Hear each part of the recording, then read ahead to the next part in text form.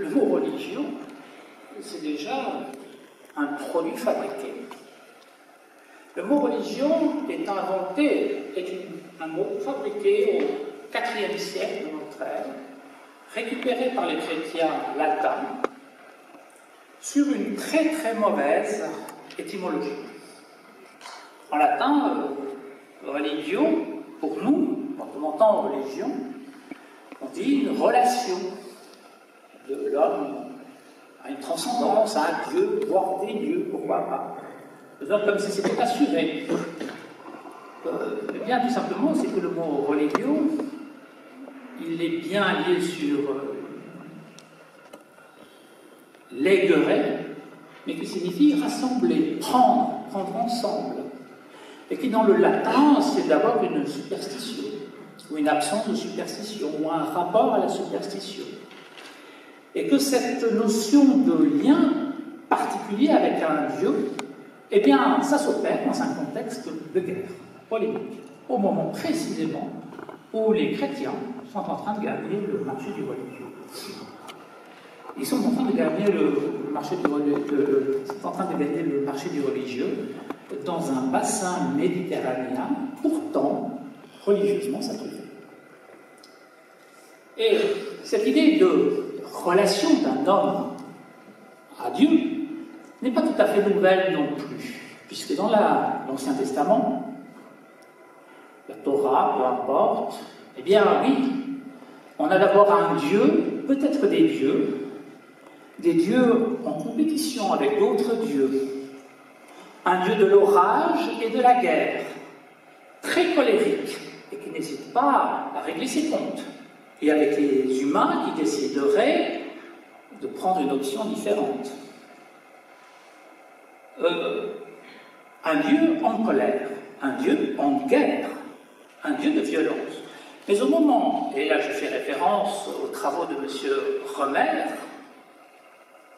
professeur à Lausanne et au Collège de France, qui nous a montré comment ce Dieu en colère, à partir du moment où il gagnait le marché du religieux, finissait par s'apaiser et devenir bienveillant, du moins avec les humains. Donc, aussi étrange qu'il y paraisse, notre mot religion n'est pas du tout universel. Et il a été introduit il y a peu en Chine, au Japon. Et il est un fait culturel, une construction, et je voudrais dire une construction rhétorique. Un produit fini de la rhétorique. Et donc, tout naturellement, je vais m'intéresser à que faut-il pour gagner le marché du religieux dans un bassin méditerranéen saturé. Et en utilisant les arguments, les procédés, les méthodes utilisées par ceux qui ont gagné le marché du religieux. Mettant bout à bout une expérience de l'époque et une expérience beaucoup plus cruelle de nos jours de la guerre des religions.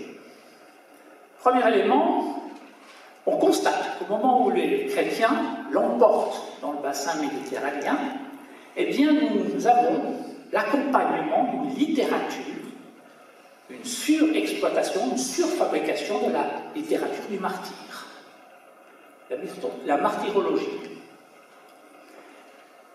Et en général, dans ces histoires, il y a relativement peu de happy end. Ça se finit plutôt mal. Et puis le deuxième élément, la guerre en Syrie. Il est assez remarquable que, si vous étudiez les discours de l'État islamique, ils reprochaient aux Américains, ou à l'Alliance, peu importe, d'utiliser la guerre à distance par une gestion de la guerre par drone, assistée de l'intelligence artificielle. Une guerre de lâche, disait-il, invitant et sommant les adversaires, s'ils étaient des hommes, à s'engager dans un duel, renvoyant ainsi le débat aux grandes étopées des croisades, Saladin, affrontant les Francs sous les murs de Jérusalem. Les Américains ont perdu la guerre dans cette région. M. Poutine, lorsqu'il a pris la décision d'intervenir dans cette région, il a pris au mot, très exactement, l'État islamique, et a sommé son Église, le patriarche de Moscou, d'injecter dans le discours de la Russie un concept honni par l'orthodoxie russe, la notion de guerre sainte, recyclée de l'Église catholique et de l'époque des croisades. Bien évidemment, les Russes ont aussi mené leur guerre technologique. En revanche, ils ont compris, et de manière extrêmement effrayante, qu'une guerre, elle ne pouvait se faire d'abord que dans un discours qui mobilisait et à la fois la martyrologie et d'autre part la notion de guerre sainte. De quoi donc s'agit-il lorsque l'on parle de religion, l'on parle de guerre sainte, l'on parle de violence, l'on parle de Dieu violent qui n'hésite pas à détruire des mondes si l'on décide d'opter pour d'autres dieux. Quoi qu'il en soit, pour gagner un marché des religions, et je constate aussi dans les discours qui ont été tenus tout à l'heure, que ce soit les religieux, gardons ce terme pour l'heure, ou que ce soit les utopies de la biotechnologie, eh bien, il y va du partage d'un consensus, d'un diagnostic qui fait consensus. Globalement, l'homme est un peu mal fait, il faut le refaire, ou le défaire, ou le surfaire. Là où l'on diverge, c'est quant aux méthodes utilisées. Si pour les uns, c'est à la technique que revient cette lourde charge de refaire l'homme, aux autres, c'est à Dieu, à l'homme lui-même, à quelque chose d'autre. Mais que ce soit pour les uns ou pour les autres, ils partagent, outre ce diagnostic, eh bien, une même passion pour le discours. Car pour s'assurer de la victoire d'une utopie, il faut savoir faire quelque chose avec les mots. Il faut savoir tenir et faire un discours gagnant, qui gagne, et qui l'emporte. Et qui emporte le marché, exactement comme l'utopie chrétienne, ou d'autres utopies, ont pu à un certain moment gagner le marché du religieux. Donc, ce rapport au langage est un rapport très intéressant pour nous, me semble-t-il. Une manière d'une part de remettre en question le mot même religion et de son rapport à l'éthique, de son rapport au vrai et au faux, car au moment où le mot religion s'invente, eh bien il y va d'un Dieu vrai face au Dieu faux, il faut combattre. Ce rapport au vrai et au faux est un rapport qui tient en latin, mais qui par exemple en grec ne tient pas. On verra que l'histoire de la littérature et de la philosophie occidentale se construit autour d'une articulation entre vérité et réalité. Veritas, realitas. En grec, on n'a rien de tout cela. D'abord, on n'a pas le mot religieux, il n'existe pas. Tous les mots dans toutes les langues qui parlent de religion actuellement sont dérivés du latin religieux. C'est-à-dire, c'est un produit d'exportation. D'autre part, en grec, le mot qui parlerait de la vérité, qui ne dit pas du tout la même chose que la réalité, c'est son absence d'oubli. Aletheia, c'est ce que je ne peux pas oublier, ce que je dois garder dans ma mémoire vive, ou peu importe dans ma mémoire, et que je dois réactiver. Pourquoi? Parce que la vie est telle une odyssée, le chemin que j'emprunte, c'est un chemin qui n'est pas balisé, odos en grec jusqu'à méthode, méthodologie, ce n'est pas le Paris-New York, odos c'est le chemin qu'il faut ouvrir, avec une certaine intelligence, l'intelligence rusée, qui sait saisir au moment opportun là où le vent me mène, pour arriver où? Au terme, à la fin, au telos. Et donc, pour cela, il me faut une certaine capacité. Une capacité qui fait que si je me loupe, alors c'est quelque chose qui dans ma mémoire n'a pas été activé. Donc, et religieux en grec, l'homme qui active la mémoire. Et l'homme qui active la mémoire en grec, c'est l'homme qui sait faire l'usage du logos, de la parole, ou du mythe, mythos. Je rappelle qu'en grec, il n'y a pas de différence entre logos et mythos, ou très peu. Et que ce que nous appelons mythe, mythologie, est une invention du XIXe siècle. Il n'y a pas de différence entre une rationalité dominante, philosophique, et puis une mythologie qui serait, quelque part, lorsqu'on n'en parvient pas à expliquer rationnellement le monde. Et en guise d'exemple de tout cela, je vous inviterai dans une grotte à Chypre, 12e, 13e siècle, et qui du coup nous intéresse pour la guerre des religions, parce qu'elle a été façonnée, élaborée par un homme reclus, illettré, qui assistait de sa grotte à la guerre des religions, à la croisade, à la 2e, 3e, 4e croisade, qui va aboutir au sacre de Constantinople par les latins. Et dans cette grotte, il tient un diagnostic. L'homme se loupe, rate, il manque de jouir, et s'il manque de jouir, c'est qu'il y a un dysfonctionnement dans son activité cognitive. Et pour instruire ce diagnostic, il va transformer sa bibliothèque, sa grotte en une bibliothèque, une des plus fabuleuses bibliothèques du monde byzantin. Mais aussi, il va utiliser la peinture. Il va jeter, mettre en scène sur les parois de la grotte l'état de sa réflexion. Et s'il postule que je me loupe et je rate parce qu'il y a un défaut cognitif de l'activité psychique, où se trouve ce défaut? Où est la nature de ce défaut? Dans un livre, et des discours, un livre consacré au sens, à la sensation, au sens externe, mais aussi au sens interne, à la synesthésie, ou à l'anesthésie. Il va produire cette réflexion tout à fait étonnante. Il se loupe, l'homme, parce qu'encastré dans sa tête, il reconduit sans cesse l'épisode de la chute. Faudra-t-il encore l'interpréter? Mais que le fait de se louper et cette reconduite permanente d'une chute, mais le point d'émergence de cette chute, de ce dysfonctionnement de l'appareil cognitif, réside dans le pathos, l'affect.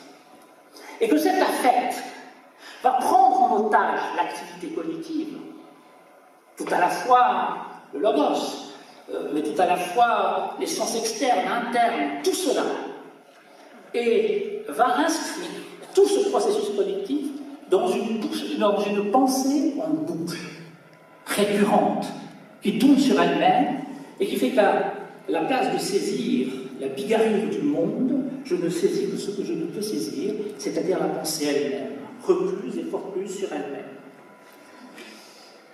Pathos, cette étrange activité, et avec une thérapeutique, pour intervenir au cœur de ce défaut. Car si je ne parviens pas à intervenir au cœur de ce défaut, si la pensée est prise en otage par le pathos, l'homme n'est pas libre. Il n'y a pas de libre arbitre qui le tienne. Il y a quelque chose en moi qui pense. Et donc, tout l'enjeu, sans nécessairement avoir de réponse pour l'heure, tout l'enjeu est de savoir oui ou non. Ai-je la capacité d'intervenir au cœur du processus cognitif pour isoler ce mécanisme défiant? Mécanisme, je dis oui, mécanisme, ce machin, mérané en grec, l'intelligence rusée. Oui ou non? Eh bien, pour éclairer ce propos, ce diagnostic, et peu importe les solutions, je partirai à Rome, avec une fresque que vous connaissez sans doute, de Raphaël, une fresque qui met en scène les philosophes de l'Antiquité. Évidemment, une fresque complexe, subtile, extrêmement redoutable, mais qui construit une perspective. Qui construit une perspective autour de deux philosophes de l'Antiquité, centraux, fondamentaux, dit-on. Vous avez sur votre gauche Platon, et sur votre droite Aristote. Et dans leurs mains, vous avez des textes. Dans la main de Platon, le Tinée, et dans la main d'Aristote, la main d'en haut de Platon, alors que la main d'Aristote est en bas. Vous avez quoi? Vous avez l'éthique à Nicomaque. Et je voudrais, faisons jouer et comparer les univers, montrer en quoi une fresque comme celle-ci peut éclairer de manière tout à fait étrange, comparatiste, cet extraordinaire défi de l'autonomisation de la pensée dans cette grotte byzantine des XIIe, XIIIe siècles. Et vous allez voir que peut-être que la solution ne sera pas donnée par les philosophes de l'Occident, mais par un philosophe arabe. Car voyez-vous, tout en bas, vous avez Pythagore qui écrit sur un livre. Puis derrière lui, un autre philosophe qui regarde et qui essaie de savoir ce qu'il écrit. Eh bien, ce philosophe, c'est Averroès. Averroès, curieux, Averroès qui regarde, mais Averroès qui se verra vaincu par la philosophie dominante de l'Occident. Toujours dans une église où il est peint le triomphe de saint Thomas.